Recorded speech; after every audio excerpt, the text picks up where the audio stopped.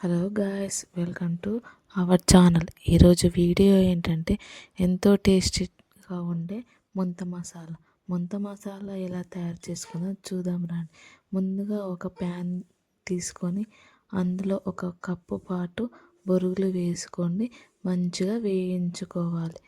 వేయించుకున్న బొరుగులని ఒక మిక్సింగ్ బౌల్లో తీసుకొని అందులో మమకార్ లేదా గొట్టాలను వేసుకోవాలి.